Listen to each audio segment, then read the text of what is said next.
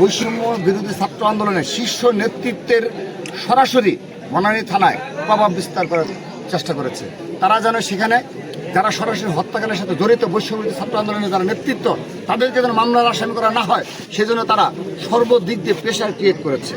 এগুলো আপনারা দেখেছেন। পরবর্তীতে রাতে তারা যে প্রেস কনফারেন্স করলো, এটি আমি তাদের নেতৃত্বের ইমেচুরিটি মনে করব এবং তারা নেতৃত্বের ব্যর্থতা হিসেবে আমরা দেখব যে তারা সরাসরি অস্বীকার করেছে এবং তারা বলেছে উদ্দেশ্য প্রণোদিতভাবে নাকি আমরা এই বৈষম্য ছাত্র নেতা তাদের নেতাদের জড়িত করেছি, অভিযোগ করেছি আমরা। কিন্তু পরবর্তীতে যখন সিসি ক্যামেরা ফুটেজ পাবলিশড হলো, তারপরে যখন দেখা গেল যে হ্যাঁ, এই বৈষম্য বিরোধী ছাত্র আন্দোলনের বিশেষ করে 2 জন সরাসরি জড়িত এবং বেশ কয়েকজন আশেপাশে ছিল, তখন তারা এরপর থেকে তাদের কোনো স্টেটমেন্ট নেই। তো আমি আশা করব তারা এগুলো তাদের মাত্র সংগঠন যাত্রা শুরু হয়েছে এবং তাদের আন্দোলন সংগ্রামের অভিজ্ঞতা খুবই কম সময়ের, এবং আমি বিশ্বাস করি তারা ধীরে ধীরে এগুলোর পরিপূর্ণতা লাভ করবে। কিন্তু এই পর্যায়ে তারা খুবই নেতৃত্বের ব্যর্থতার পরিচয় দিয়েছে এবং দায় সারাগুছের কথা বলেছে।